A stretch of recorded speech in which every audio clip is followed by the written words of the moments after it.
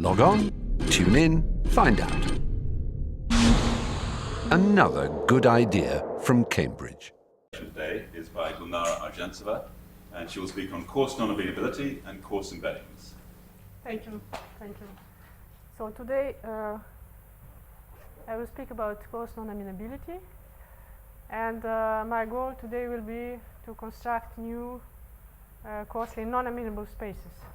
So maybe you don't know, not all of you know what are coarsely non-amenable spaces. So I will start by explaining a little bit what are coarse embeddings. It will be a very quick introduction, a very short introduction. Then we'll explain what is coarse amenability and not amenability, some previous results, and then our new construction. And the essential point will be that it is a construction of bounded geometry. Okay, so the definition of coarse embedding was given by Gromov. A function, so G is a metric space, and in my talk I will talk only about finitely generated groups. Okay, so typically it is my metric space is a finitely generated group or somehow graph related to finitely generated group. So a map F from this metric space to Hilbert space is coarse embedding if the distance between images goes to infinity, if and only if distance between pre-images goes to infinity. And this is we saw already in this conference this notion, but the definition is quite easy. And if you never saw this definition, so very obvious examples of coarse embeddings, they are isometries, for example, isometries or quasi-isometries. Okay, so coarse embedding is really something very large, very far from quasi-isometries, for example. So very general kind of embedding. Okay, so basic example, free group. So from metric point of view, free group is a tree, and you want to embed it into a Hilbert space. So first of all, you want to find somehow a Hilbert space, and here in this example, Hilbert space is just L2 functions on the edges of the calligraph. Okay, and we embed so an element G will be embedded into the sum of characteristic functions of the unique path from G to the identity in the calligraph. So the calligraph is a tree, element G is just a vertex somewhere in this tree, and we go to the origin and take characteristic functions. So the distance between images for this map is just the square root of the distance in the calligraph. Okay, so you see immediately that it is a uniform embedding, coarse embedding. Okay, so this is a basic example. So we discussed already in this conference some compression functions related to this kind of embeddings, but I will not talk about this distortion, compression, just embedding. Okay. Now the situation is the following.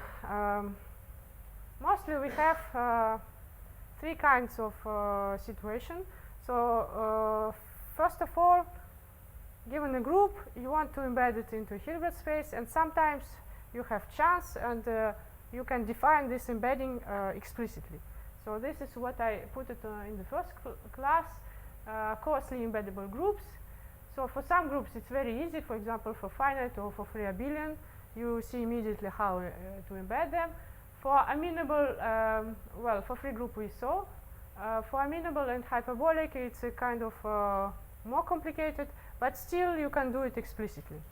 Okay, so you find a Hilbert space somewhere and a map and show that the distance between the images goes to infinity if and only if the distance between pre-images goes to infinity. The second class is somehow specific embedding. So if in addition a group has an action by isometries. So if G acts properly on a Hilbert space by affine isometries, then you can embed this group as a orbit map. Okay, and this embedding will be equivariant. So G acts on the Hilbert space, and also you consider the action of G by left translation on itself, and then check that this kind of embeddings are equivariant, and the fact that the action is proper will imply that in fact it is a coarse embedding. Okay, so there are some embeddings, some groups for which the embedding is not only coarse, but it comes from equivariance. Okay, and these kind of groups, they have special name, even different names. So they are called groups with higher group property, or this is a synonym in Gromov's terminology. These are AT-amenable groups. Okay, and we have third type of situation. These are groups for which we don't have coarse embedding into Hilbert space, and in fact it is very difficult to construct such examples, and it was announced by Gromov and constructed by Gromov in 2003. And this theorem is maybe the most famous example of application of the probabilistic method in in the theory of infinite groups. So this is the existence result. With probability 1 there exist such groups. Okay, I will talk a little bit more about this kind of construction, and this is related to some combinatorial structures. But first of all, why we care about coarse embeddings? So so in computer science, for example, or in combinatorics, we care about isometric embeddings or Lipschitz embeddings, or in large-scale geometry about quasi-isometric embeddings. And here, this is very large class of coarse embeddings. So why we care about them? The main reason is this very deep result of Yu, who is also a participant in this conference, so you can ask him about details. But mostly for me it is the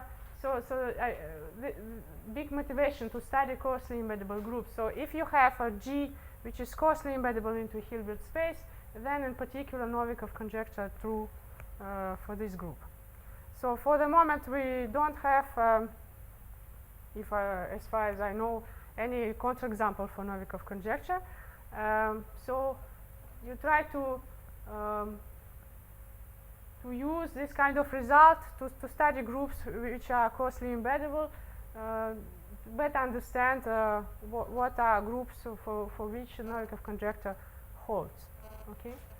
So in particular, maybe if you are looking for counterexamples, it is the first step is to find a group which is not coarsely embeddable. Okay. Of course, it will not imply that it is a counterexample, but this is the first thing you can try, and it is about Gromov results, and it uses. So now I'd like to talk about this kind of groups, groups which don't have coarse embeddings. So the construction uses expanding graphs, so I think it is related to combinatorics. People are interested here. So I gave a quick reminder about combinatorial Laplacian. So this is an operator, and we denote by lambda 1 the smallest non-zero eigenvalue of this operator. Okay. So expanding graphs, expander here is an infinite family of finite graphs with three conditions. So these are finite graphs of uniformly bounded degrees. So all degrees are bounded. This is a growing family, so the size of graphs grow to infinity, and the third condition is responsible for expanding. So it means, so the condition is that lambda 1 of the combinatorial Laplacian is uniformly isolated from 0, and in more intuitive way you can imagine it, if you don't know what are expanders, that small subsets in these graphs have large boundary. Okay.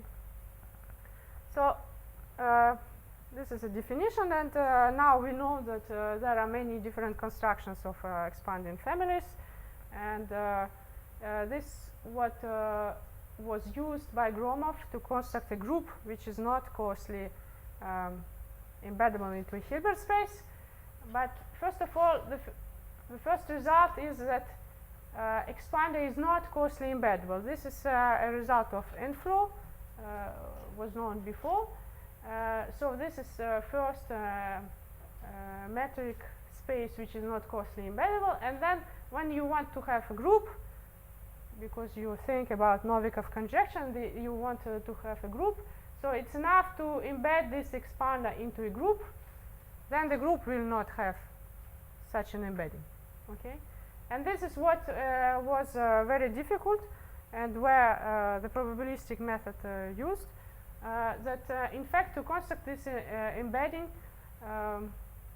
we need to have some, at least this construction works for some specific expanders, not for any. This is true for any, and this is with some additional combinatorial conditions. But fortunately, we had already this kind of expanders, and then there's some complicated procedure, but you can put them coarsely into a group, okay, finitely generated group. And I put these names with Thomas Delzant here because in 2008 we gave details of this construction, and in fact mostly, of course, the construction was explained by Gromov, but it is iterative. So you start with some group, you can start with a free group, and then you have this infinite family of finite graphs, and you want to put them into this group. Yes. So you start with one graph, finite graph, and first of all you want to put it into a group. So somehow you quotient the given group by this graph, and you get a new group. And then you have a second finite graph and quotient this group by the second graph, and you continue in such a way that each time you quotient by a graph, I mean that the graph appears as a subgraph in the new group, in the calligraph of the new group. And so you have some iteration. You do it step by step. And in fact, in Gromov's text, it is written that, okay, now you can iterate using small constellation theory over hyperbolic groups. And this is one line. This is exactly what we explained in 25 pages. Yes. So this is was completely absent in his text. Okay. So this somehow this construction will play a little role in what I will explain, but this is how to construct groups which are not coarsely embeddable. Okay, now if you want positive results, like what are groups for which we know that they are coarsely embeddable, and this is where coarse amenability appears. So it was introduced by Goulnara, and maybe not in this terminology, but it is equivalent. So the definition is quite technical if you see it for the first time, but I try to, so you have a group, and what it says that at each vertex you have some function, which is, so you have, these are two vertices, two elements of the group. You have one function here, another function here, and these functions are L1 functions with positive and of norm 1, and if these two elements are close, then these functions are almost the same in L1 norm. This is what the first condition says. And in fact, the second means that all these functions are of uniformly bounded support. Okay, looks like quite technical. Okay, but then maybe it is more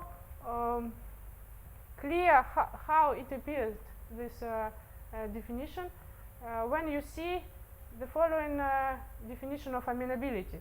So you know that even in this conference we saw already, I think, 4 different definitions of amenability. Yes, and in fact there are more, maybe more than 20, I don't know. So, but this one is known like a writer's condition. Yes. So for again, here what you have. So you have some function given epsilon and r. You have a function again, L1 function positive of norm 1, such that so you have this function such that if you move it a little bit, so this is an action of the group on this function. So it is defined by G of H by definition is just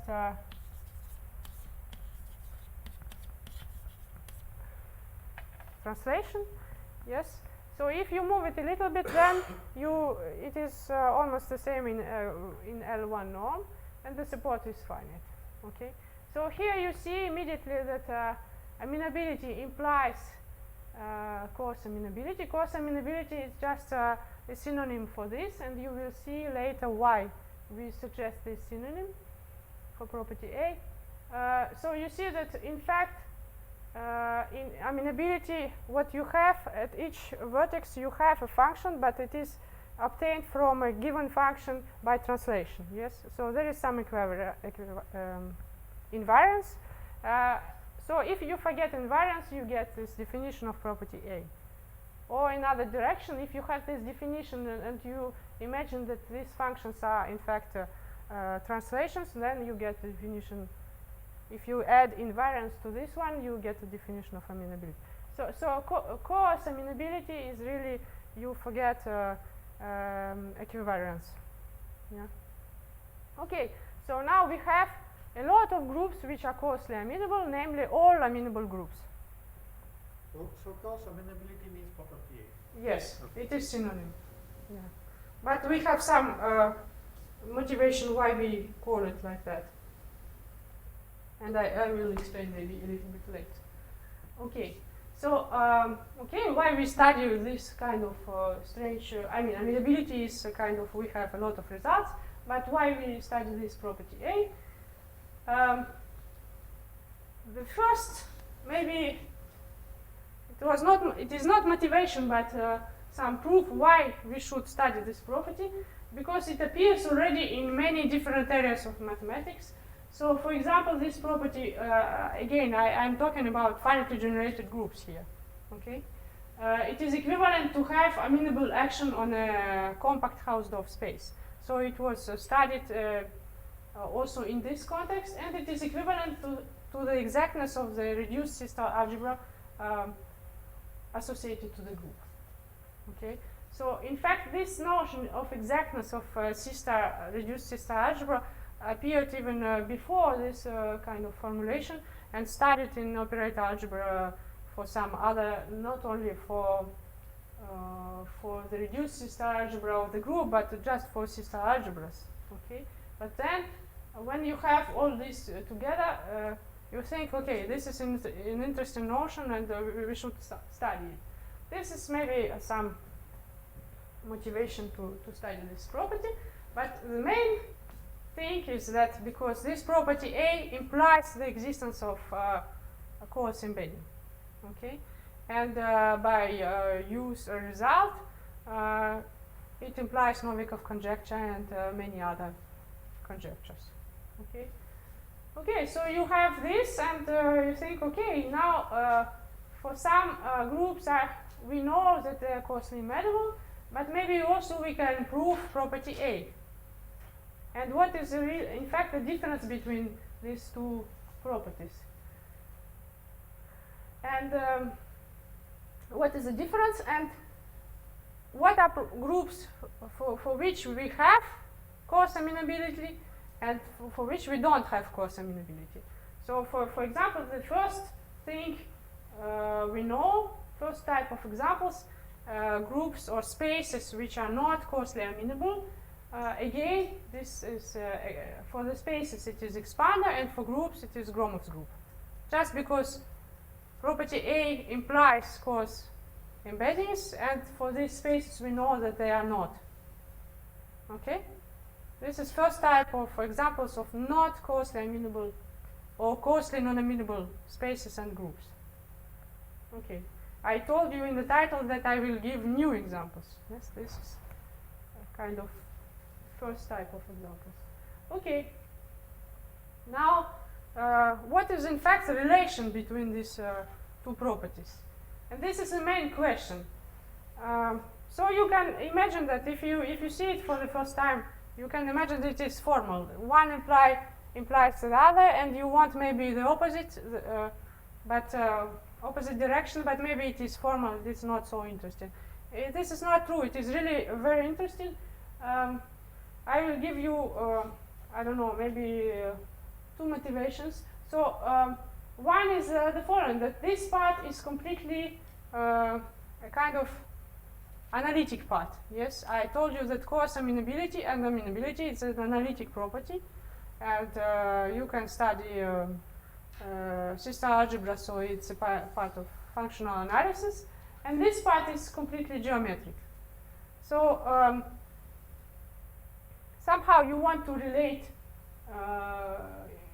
relate these two things, yes, and this is the beauty of mathematics, yes, when you relate two different things.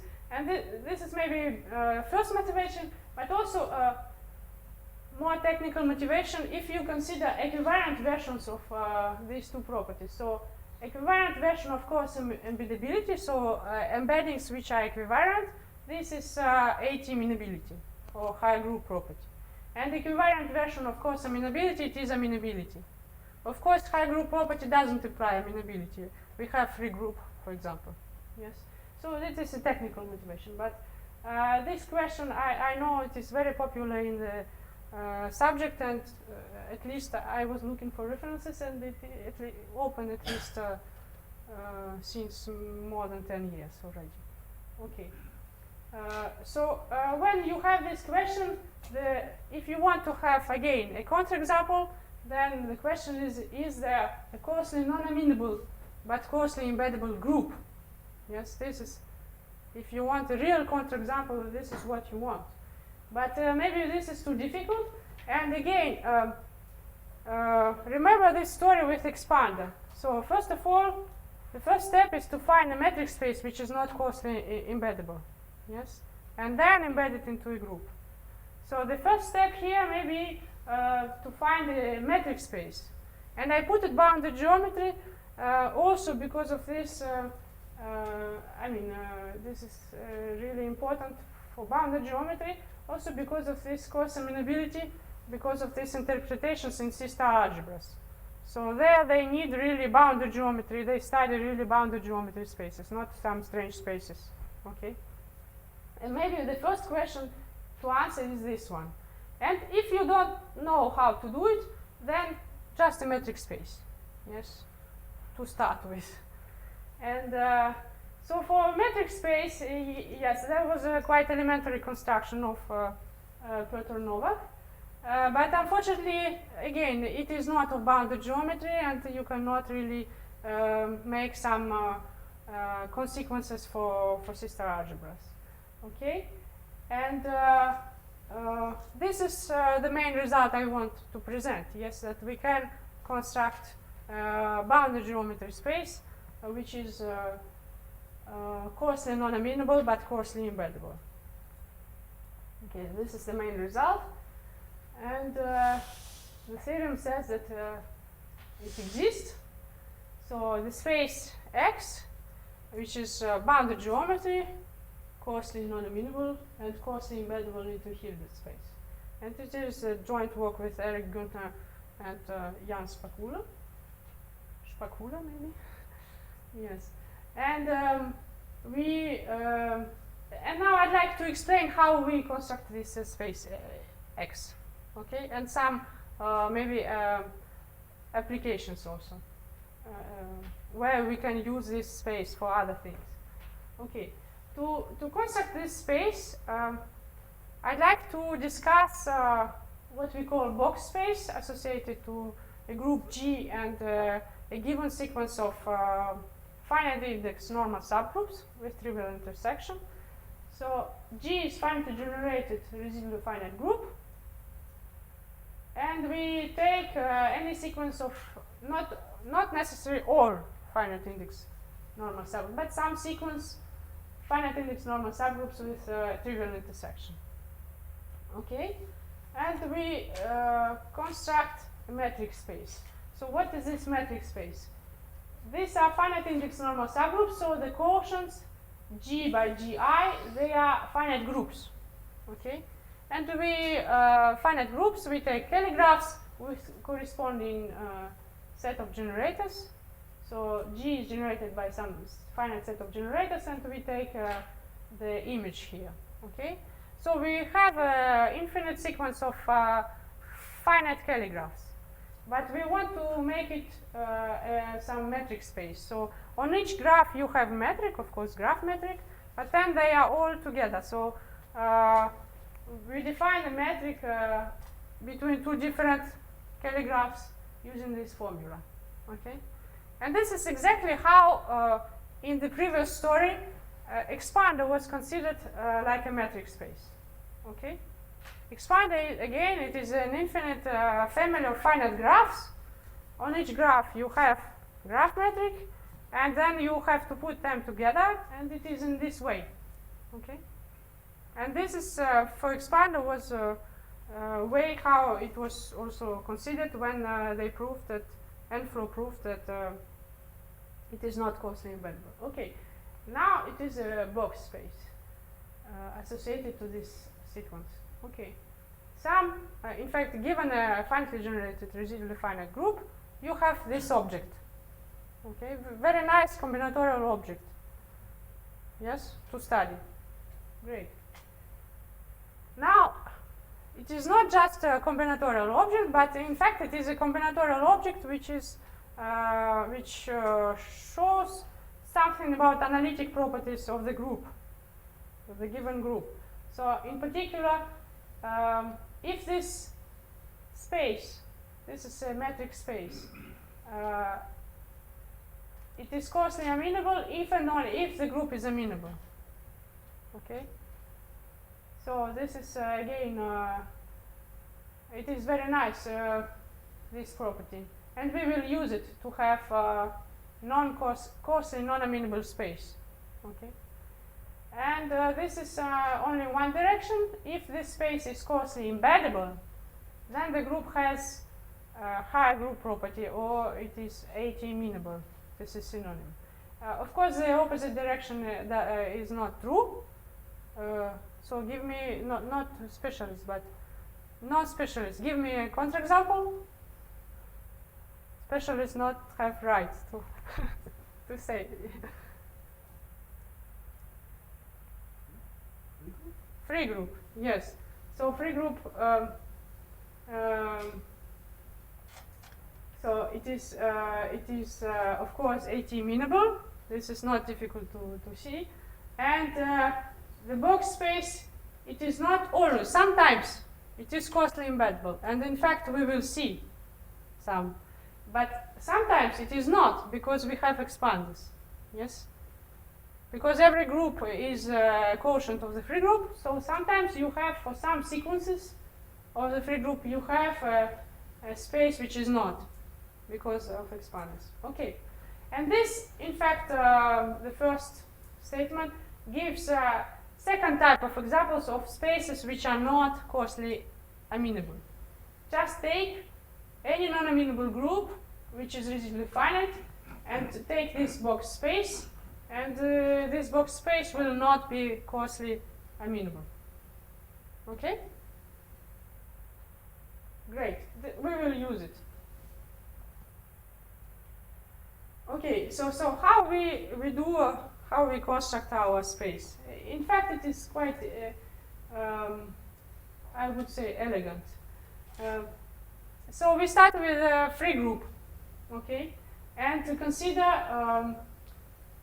a subgroup, normal subgroup. In fact, it is a characteristic subgroup generated by all squares. Squares of all elements. Okay? Squares of all elements. And then we continue like that, iteratively. The third one will be a normal subgroup in the second one, which is generated by squares, and so on. Okay?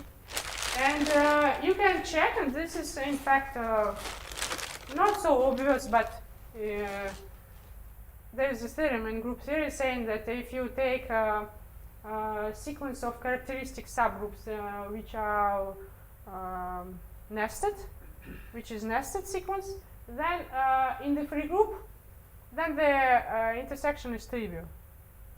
Okay, we call the Levy's theorem, I think, and it is used here. So in fact, we will get really the sequence of normal subgroups such that this is a nested sequence and the intersection is trivial.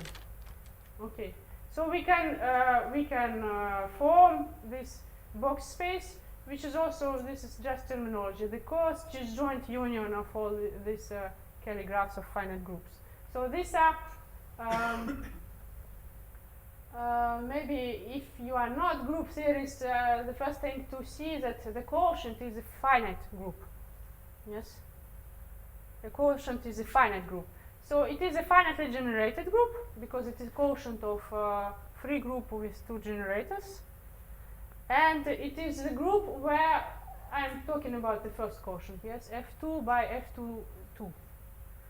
And it is two-generated group where each element has order 2. Okay?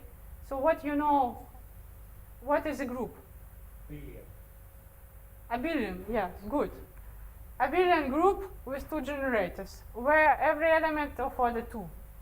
Do you know many of them? C2 plus C2. Every element of order 2.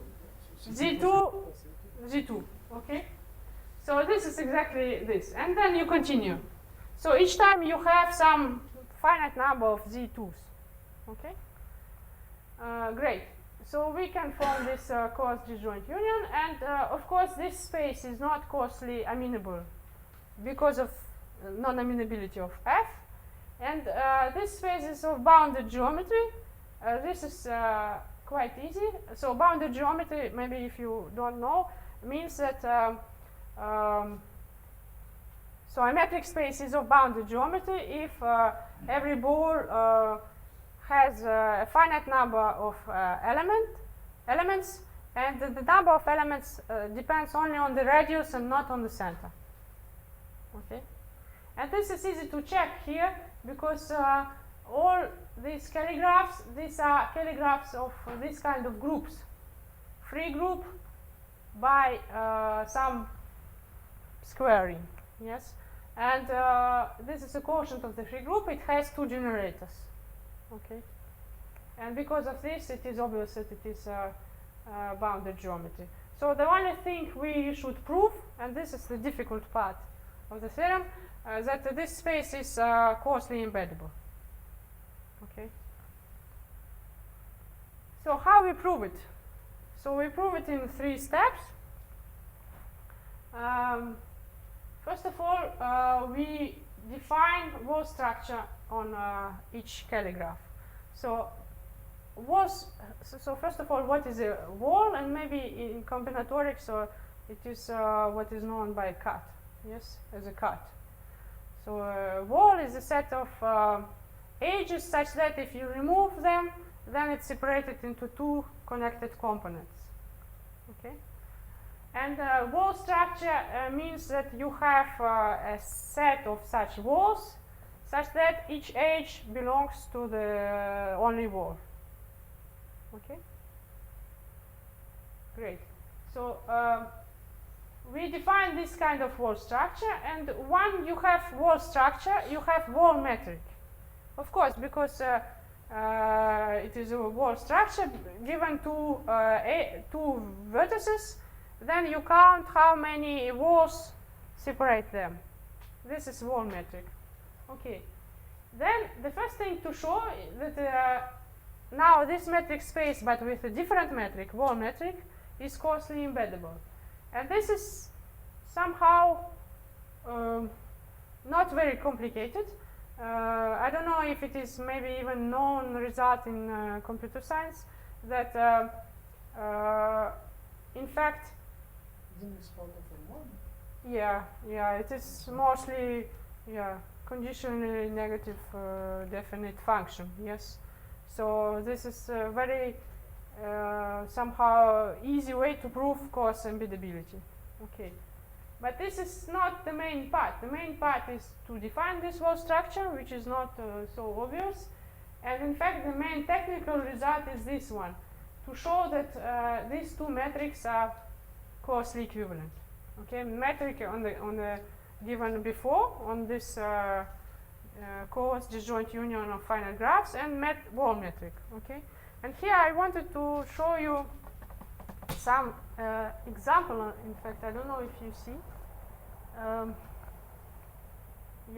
So this is just one example. If you start with this kind of graph, then what we use, in fact, it is correspondence between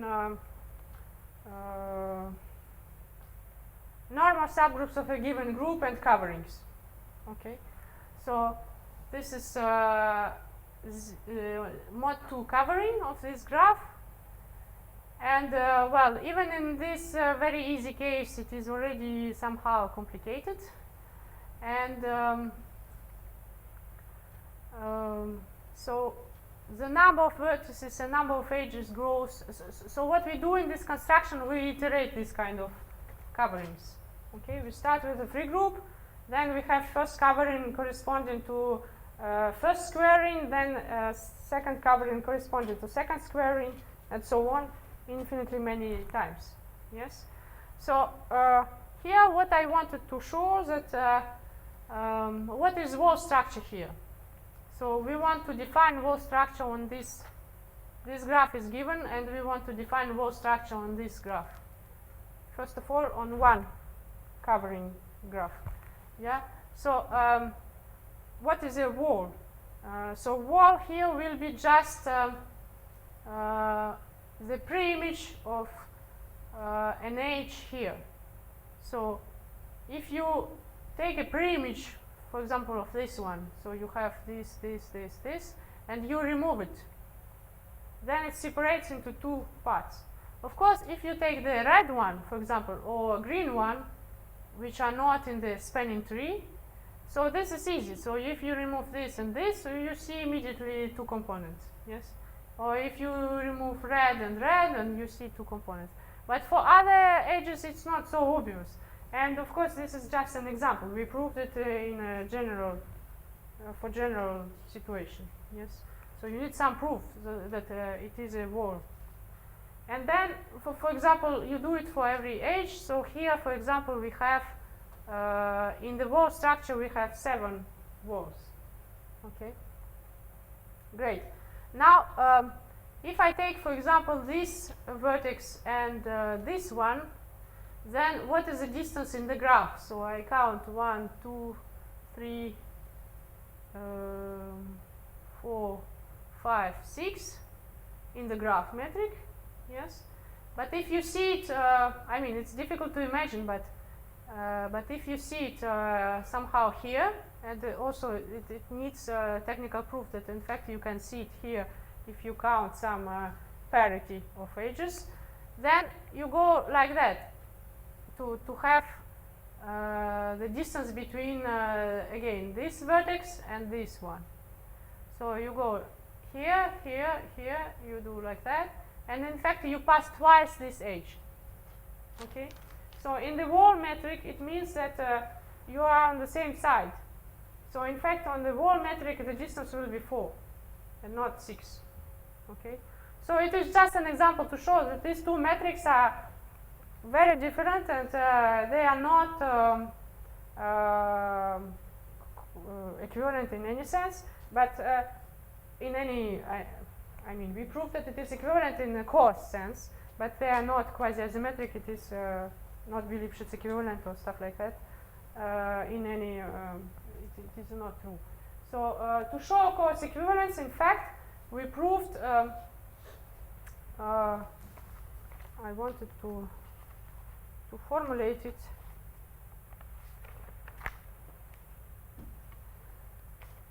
So, or maybe just say it. So we proved that they are equivalent on small scale. So if you have vertices at distance less than girth, then these two metrics can be comparable. Okay, and this is enough then to conclude that they are coarsely equivalent. Okay, so this is all I wanted to say about this main result, about the construction of this space. And in fact, what I will not say, but which is also was a big motivation, is some applications for sister algebras.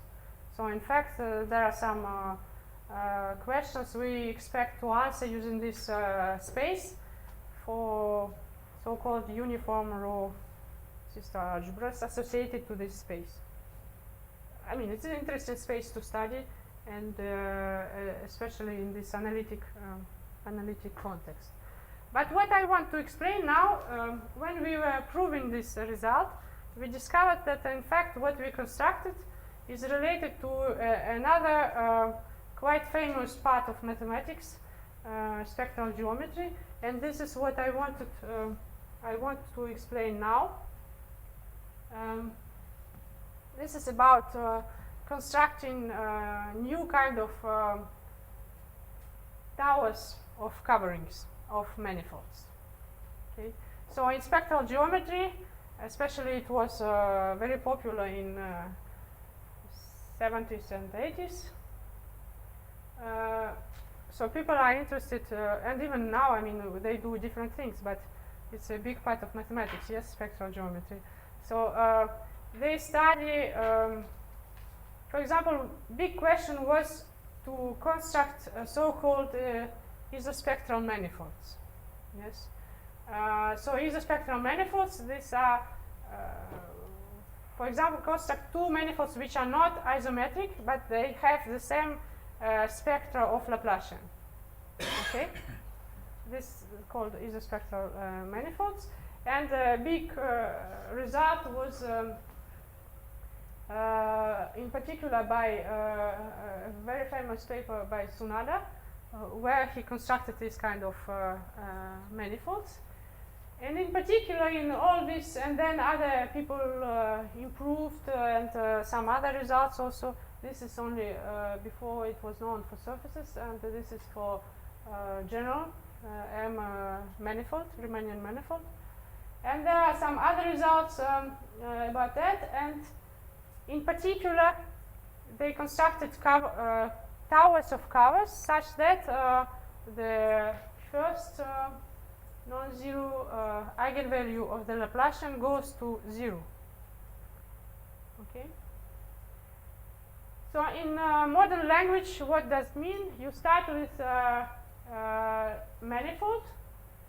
You consider a fundamental group of it, and what you want to construct. If you want this kind of condition, you want to find a sequence of finite index normal subgroups with this trivial intersection in this group, such that the coarse disjoint union of the corresponding calligraphs define not expander. Okay, or in other words, that the group has Lubotsky's tau property. Yes, and this is what really in modern language, this is what we want. But we have, so again, this was the theorem of joint work with Günther. Again, take the same space. Of course, lambda 1 goes to 0 because we proved that it is coarsely embeddable. Yes, So it cannot be expanded because the expander is not coarsely embedded. So of course we have lambda 1 goes to 0. This is even easier to prove.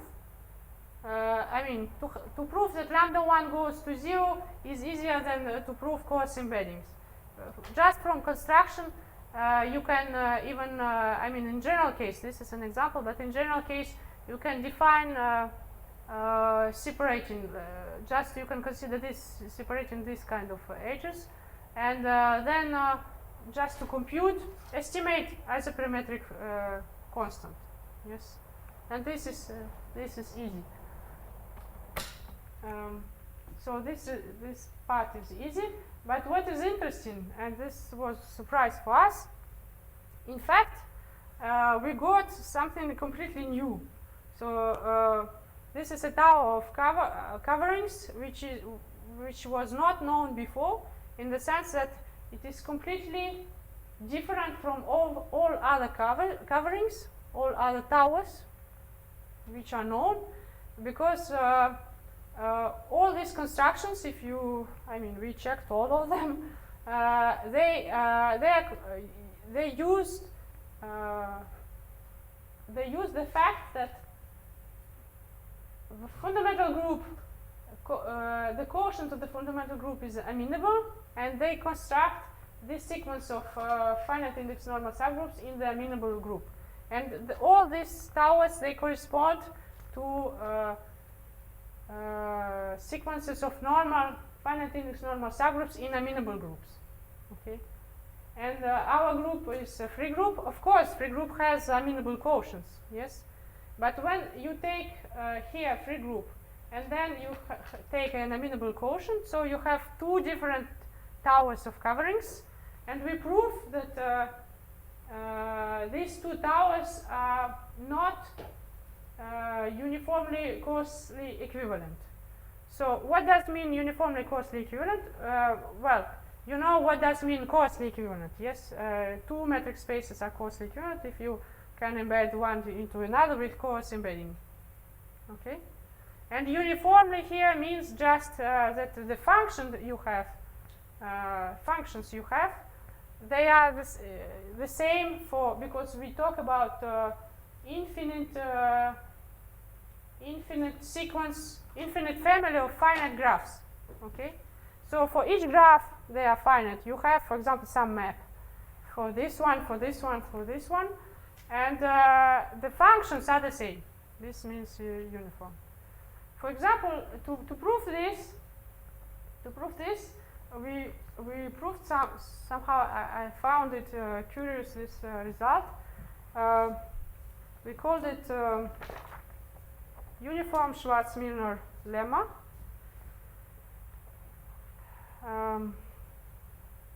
So maybe I will finish with this. I will write it here. So if you have this situation, yes, group G, sequence of normal subgroups, quotients, then you have, I will write these towers, corresponding towers of coverings, and then you have the corresponding groups. I think I called them before X, calligraphs of groups. Probably groups is better. So these are groups of, for example, gamma 1 is a group of deck transformation of these coverings. This covering, okay? They correspond, and the calligraph of this group, these are exactly spaces I called X before. Yes. So our space is just the coarse disjoint union of calligraphs of these groups. Okay, and uniform Schwarz-Milner lemma, just Schwarz-Milner lemma will tell you that this group is quasi-isometric to this manifold. Yes, the group you consider with set of generators coming from the fundamental group of M. Okay, This is M you start with. And the manifold you consider with Riemannian metric. So the standard Schwarzman lemma says that these two things are quasi-geometric, and what we show that in fact each time, so of course each time you have quasi-geometry, but we showed that it is uniform. In fact, you can choose quasi-geometric constants the same for everything, and it is not difficult, but it was crucial for our proof. Okay, and it is nice. I mean, we were surprised by this. Okay, so we have this new kind of tower, and which is completely different from all others known for the moment. And of course, what we would like, we would like to have many of them. Yes, kind of. The question is similar to the following. You have many different construction of expanders, but maybe they are all somehow coarsely equivalent. Yes, probably not. Yes, so they are not. So this is what we would like to do here, to find more examples of this kind of new towers. Okay, and I will make some summary. So we saw mostly 3 different types of examples of spaces which are not coarsely non-amenable. Yes, expanders, box spaces coming from non-amenable groups, and some of them even better than because they are coarsely embeddable. These are our new examples. Okay, so we construct first examples of coarsely non-amenable but coarsely embeddable spaces of bounded geometry. This is the new thing, bounded geometry, and in fact we use it to construct new type of towers of coverings of Riemannian manifolds. And these 2 open questions in particular I sent to Asaf for problem session, but maybe we will not solve it today. So of course we want to have a group. Again, how it works philosophically, this Gromov's construction. First of all, we had a space expander. Yes. Then we embed this space into a group, and this was difficult. And here we have the space now. So we have the space, and we want to have a group. And I'm almost sure that this space we can embed into a group. Okay, this is no problem because graphs are quite, we know them very well, the construction combinatorially. But the problem then will show that the group is coarsely embeddable. Okay, because we will have just a space which is not coarsely non-amenable. Of course, group will not be coarsely non-amenable, but how to prove for this complicated group that it is coarsely embeddable? This is the challenge. And the second question is just because here people like also Banach spaces, yes? And we know the reason why in this subject we want to answer this question, again by deep result of U, that if you have a finitely generated group which is, this should be coarsely embeddable, into uniformly convex Banach space, then some very famous conjectures true. And in fact, what we want here, we want Gromov's example, but for uniformly convex Banach space. Yes, and this is not known, but maybe possible. Yes. So I will stop here.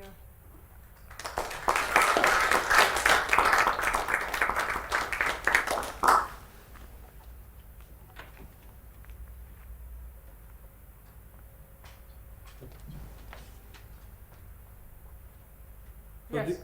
Oh, I don't know. Go ahead. I just want to make a comment that the large Gauss expanders is not coarsely equivalent to like the Goulnara type of expanders. Yeah. But we don't have a direct proof actually. We have a case theoretic proof. I think even combinatorial proof it is possible. Yes. There I'm sure are it's very possible. simple directives. Yeah. There are very simple directives for There's a Yeah. this. Very simple, yeah. There are combinatorial proofs, I think, of this. Yeah. It will be nice to have. I mean, it will be nice to apply this kind of combinatorial considerations to get really a family of new towers of coverings. Yeah. Laforgue expander doesn't embed into uniformly convex spaces. But you cannot embed it into this. My question was about group. This one is about group. So Laforgue expander, you cannot take Gromov construction. using No, you cannot. They have small girth. Yeah, they have small girls, and so I will explain maybe. So the question is that we know some construction by Vincent Laforgue, such that of expander. This expander is not embeddable coarsely into any uniformly convex Banach space, and maybe we can somehow use Gromov's construction to embed it into a group. And in fact, the answer is no, not. We cannot, because what I told before, we cannot embed any expander, just some of them. Yes, and there is some combinatorial condition. So for Laforgue's expander, this condition is not satisfied. So maybe we can, but not by this construction. Yes.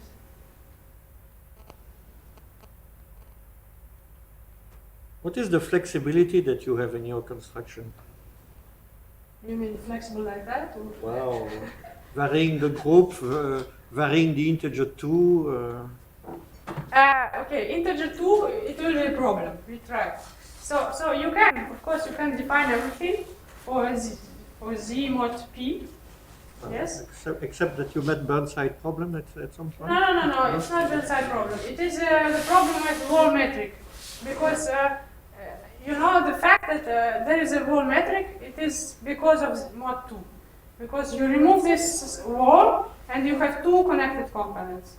If you do exactly the same for mod p, you have not two connected components but many. Okay, so you cannot anymore define wall metric, and then there's a problem. Yeah, this is for to answer about mod 2 and about the group.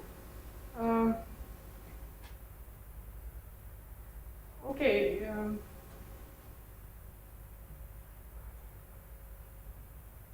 Of course, you can define this coarse disjoint union for every finitely generated non-amenable residual finite group. Yes, and do the same. But then, when we did all this, I mean, there is some quite heavy combinatorics inside. Yes, we compute really things on these graphs, and you have graphs because you have free group. Fundamental group of the graph is free. Yes. So if you have another group, then you will not talk about graphs, but some complexes. Maybe it is possible, yes, to mimic all this, but we answered the question, so it is possible that we can modify to have more spaces, interesting spaces, different.